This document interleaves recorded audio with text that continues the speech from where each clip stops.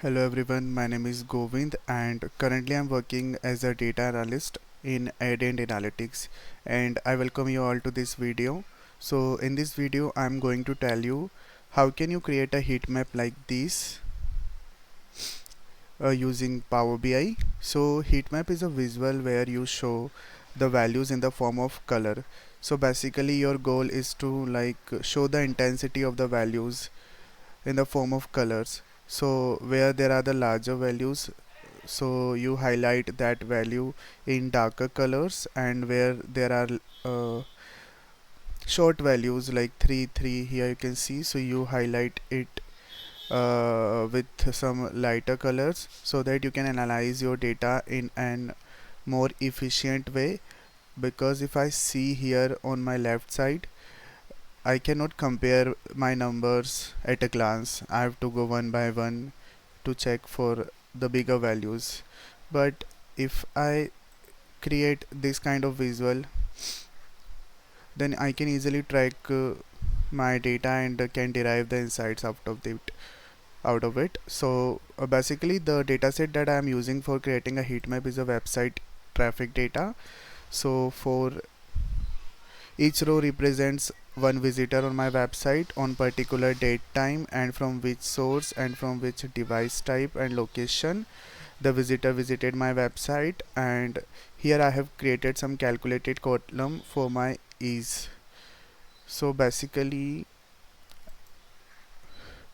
I'm interested here in knowing on particular day and in between this time range how my uh, how many visitors have visited my website. So let me quickly tell you how can you create a heat map. From the visualization pane, select the tree map, select the matrix visual, expand it properly,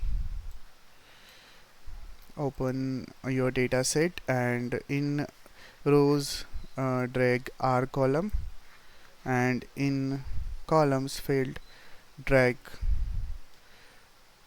day name column, sorry and this is my measure that I am using, which is simply the count rows, because each row represents one visitor, and therefore I have taken the count rows of my table. Just drag it on values. Now the next step is that you must turn off the subtotals.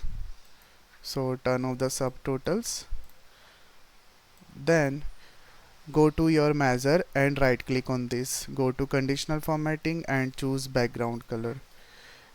From here add a middle color and make sure that whatever color you are using, it must be of the same gradient, it must be a same color, but with some variations. So for lowest value you have to select some lighter colors, and in middle values you have to select some more dark color as compared to lowest value, and in maximum value you can select most darkest color.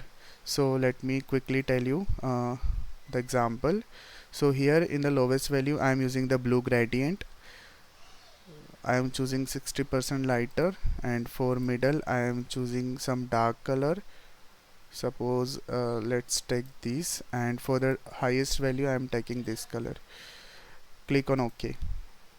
Now this is kind of heat map. Another step is that go again to your measure, but this time go to conditional formatting, not the background color but font color, and apply the same conditional formatting as you have applied for background.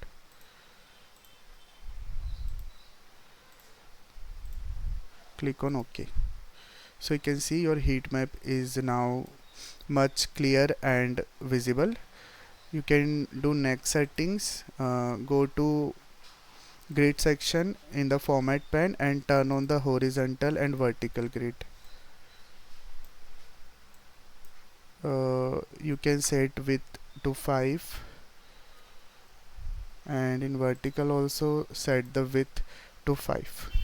Now your bars are more visible and distinguishable. So yes, this is the steps that you can follow to create a heat map in Power BI. That's all about this video. Thank you so much.